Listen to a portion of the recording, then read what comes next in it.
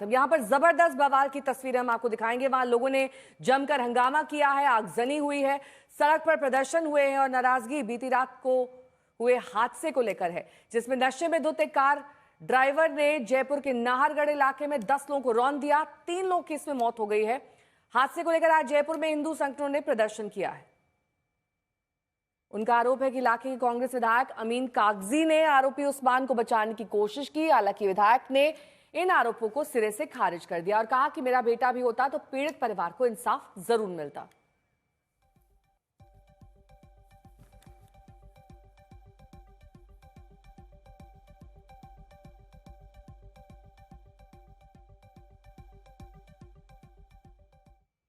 तो आपने देखा कैसे जयपुर में बीती रात एक बेकाबू तेज रफ्तार कार ने कहर बरपाया। आउट ऑफ कंट्रोल कार ने कई लोगों को रौंद दिया और इस हादसे में 3 लोग की जान चली गई, जिसे लेकर अब जयपुर में प्रदर्शन का सिलसिला जारी है। लोगों में गुस्सा है, नाराजगी है और वह आरोपी को कठोर सजा और मृतकों के परिजनों को मुआवजा देने की मांग कर रहे हैं।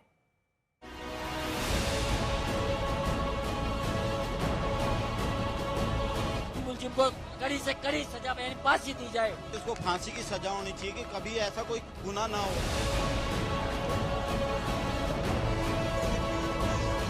जयपुर सुलग रहा है, लोग गुस्से में हैं। सड़क पर प्रदर्शन हो रहा है।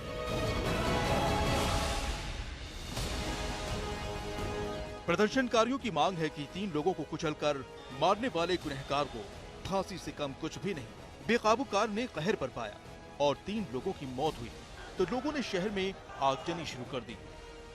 आप देख सकते हैं एक जत्था और इधर से छोटी चौपर की तरफ बढ़ रहा है, जो लगातार लोग मुआवजे की मांग कर रहे हैं सरकार से। और पुलिस के घेरे में ये जत्था अब छोटी चौपर पर आ चुका है और देखा जा सकता है कि लगातार जो प्रदर्शनों का दौर जारी है। यहाँ पर छोटी चौपर पर ये नजारा है जहाँ पर लोग सड़क जाम करने के लिए आए हैं। आप इस प्रदर्शन को देख सकते हैं जहाँ पर इनका कहना है कि जो उस्मान है वो कांग्रेस का पदाधिकारी है और उसे बचाने की कोशिश हो रही है कांग्रेस के विधायक के द्वारा। और यहाँ पर पुलिस जो है लगातार रोकने की कोशिश कर रही है। ये हंगामा बवाल शुरू हुआ है इस घटना को लेकर। ये तस्वीरें बीती रात की हैं। जयपुर के नाहरगढ़ थाना क्षेत्र में बेकाबू कार ने रात करीब 9:15 बजे करीब 10 लोगों को रौंद दिया।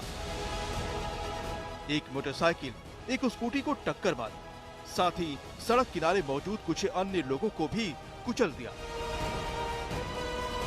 इस घटना में 3 लोगों की जान चली गई। हादसे के तुरंत बाद वहां मौजूद लोगों ने उस्मान नाम के आरोपी को दबोच लिया, उसकी जमकर पिटाई की, फिर पुलिस के हवाले कर दिया। हादसे के ठीक बाद की रात की तस्वीरें हालात की गवाही दे रही हैं। वहां अफरा तफरी मच गई।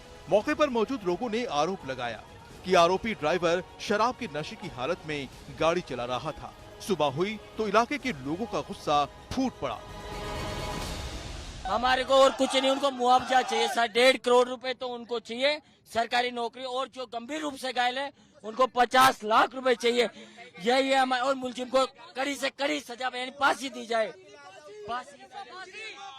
जिस तरीके से रात को घटना हुई है वो घटना निंदनीय है। निश्चित अमीन कागजी के क्षेत्र में हमेशा कोई घटना होती रहती है। जिस तरीके से अमीन कागजी के क्षेत्र में घटना हुई है शर्मनाक की बात है। इल्जाम है कि इलाके के विधायक अमीन कागजी ने आरोपी ड्राइवर उस्मान को बचाने की कोशिश की। लोगों का गुस्सा तब और भड़क गया जब वो इतने बड़े प्रदर्शन के बाद भी मौके पर सामने नहीं आए। देखिए, जब रात को अमीन कागजी आधा घंटे में पौन घंटे में घटना के बाद तुरंत आ सकता है और सुबह से धरना प्रदर्शन चल रहा है तो उसको अभी तक आ जाना चाहिए था। वो जनप्रतिनिधि है जनता को, उसको आ जाना चाहिए था। और जो भी डिमांड्स हैं उसके माध्यम से एसडीएम महोदय को, कलेक्टर महोदय को जानी चाहिए थी। तो वो तो जनप्रतिनिधि है ना, तो इससे आप अंदाजा लगा लीजिए कि वो कितना सजग है अपने एरिया के प्रति। लोगों में इस घटना से काफी रोष है। अब वो दोषी को फांसी देने की मांग कर रहे हैं, साथ ही मृतकों के परिजनों के लिए मुआवजे की मांग भी कर रहे हैं। मामले में आरोपी को गिरफ्तार कर लिया है और कई लोगों को रौंदने वाली कार को भी जब्त कर लिया। सर, जिस तरह से लोग प्रदर्शन कर रहे हैं सुबह से ही, वो कह रहे हैं कि साजिश है। साजिश है इस तरह का अभी तक तो हमारे जो अनुसंधान है उसमें नहीं आया। बाकी जो एक्सीडेंट हुआ है और जिस तरह से शराब पी के उसने ये घटना घटित हुई है, तो पुलिस ने जो आरोपी था उसको गिरफ्तार कर लिया, उसकी गाड़ी डिटेन कर ली। इस हादसे के बाद पूरे इलाके में तनाव है। हालात संभालने के लिए पुलिस को एड़ी चोटी का जोर लगाना पड़ रहा है। शरद कुमार, जयपुर, आज तक। और वहां प्रदर्शन कर रहे नाराज लोगों से बात की आज तक संवाददाता देवांकुर ने। भारी आक्रोश है इस इलाके में। ये है नाहरगढ़ का पुलिस थाना और इसी इलाके में, इसके बाहर का जो इलाका है, यहीं पर सोमवार की रात को वो भयानक हादसा हुआ जिसमें 3 लोगों की मौत हो चुकी है, कई लोग घायल हैं। आप इस समय देख सकते हैं कि जो बीजेपी के विधायक हैं बाल मुकुंद आचार्य, वो यहाँ पर पहुंचे हुए हैं। जो परिवार के लोग हैं वो यहाँ पर पहुंचे हुए हैं और यहाँ पर लोगों में इतना ज्यादा आक्रोश है। राजीव, उनका कहना है कि इस पूरे मामले को लेकर जो पुलिस है उनके द्वारा त्वरित न्याय की पहल करनी चाहिए। इसके अलावा उनका कहना है कि जो अमीन कागजी हैं, अमीन कागजी जो कि कांग्रेस के विधायक हैं, उनको लेकर इनका आरोप है कि उन्होंने आरोपी को बचाने की कोशिश की है। मैं कोशिश करूंगा कि जो परिवार के लोग हैं उनसे अगर बात हो सके। आप यहाँ पर आए हुए हैं, ये बताएं आपके परिवार से कौन थे? भैया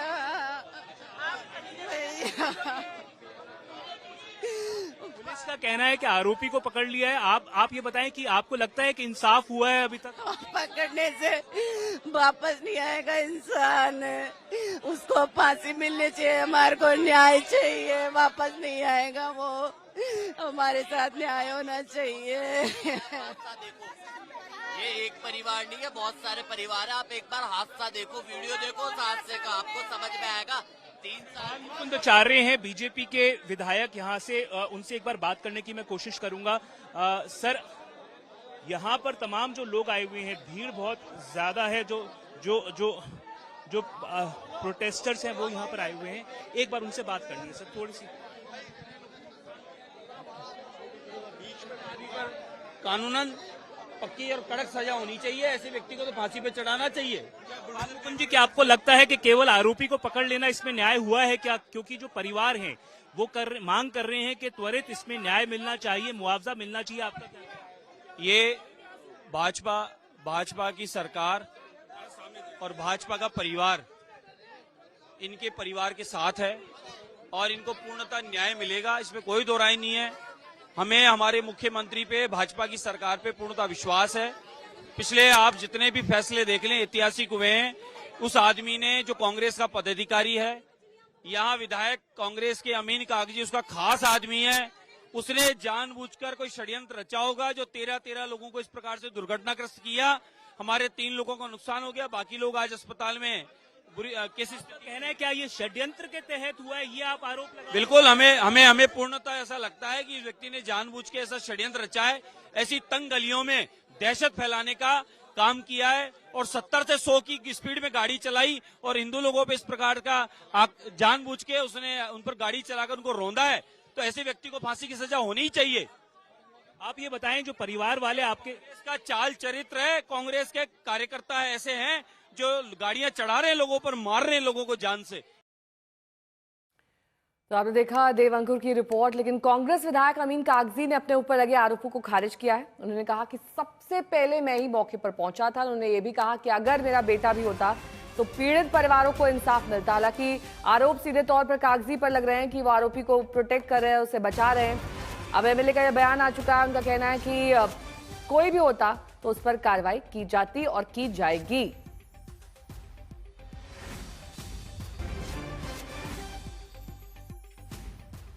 काफ़ी लोग इसमें राजनीति भी कर रहे हैं। ये राजनीति करने का वक्त नहीं है। मैं तो सिर्फ सरकार से गुजारिश करना चाहता हूँ, मुख्यमंत्री जी से अपील करना चाहता हूँ कि पीड़ित पक्ष को, उसके परिवार को न्याय मिले और उचित मुआवजा मिले।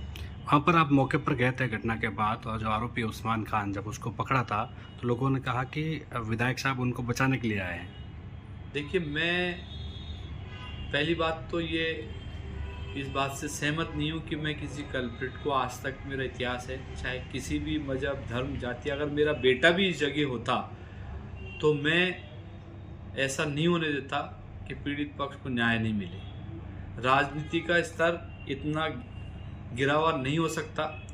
हम सब लोगों को एक समाज में सौहार्द बना रहे, गंगा जमनी तहजीब जयपुर की बनी रहे, और जो उनके परिवार से पूछो जिन्होंने अपनों को खो दिया। मैं तो सरकार से आज भी अपील कर रहा हूं कि सख्त से सख्त जितनी कठोर कार्रवाई हो सकती है उसके खिलाफ करनी चाहिए सरकार। आरोपी कांग्रेस का पदाधिकारी भी बताया जा रहा है।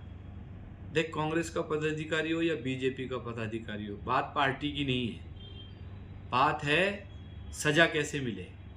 अगर दोषी अगर का तो सवाल ही नहीं है, वो दोषी है, वीडियो फुटेज है, रिकॉर्डिंग है, पीड़ितों को न्याय मिले सरकार को तो ये बात करनी चाहिए ना। लेकिन इस पर सियासत हो रही है, भाजपा इसको हम सियासत नहीं करते। मैं पहला आदमी हूँ जो मौके पे पहुंचा था, रात को 1 बजे तक पीड़ित परिवारों के साथ में था। हॉस्पिटल में एसएमएस में सारी व्यवस्थाएं बिगड़ी हुई थी, डॉक्टर्स नहीं थे। मैंने हंगामा करा, चिल्लाया, कमिश्नर से उससे अपने प्रिंसिपल से बात करी, दीपक महेश्वरी जी से जो सुपरिंटेंडेंट है। मेरे फ़ोन में दिखा दूंगा मैं आपको, मैंने उसको 10 फ़ोन करे होंगे सुशील भाटी को, एक फ़ोन नहीं उठाया उस आदमी ने। फिर जाके मैंने प्रिंसिपल साहब को फ़ोन करा, दीपक महेश्वरी जी ने, और उन्होंने तुरंत डॉक्टर लगाए। मैं पहला व्यक्ति था जो हॉस्पिटल में इनके साथ पहुंचा था लेके।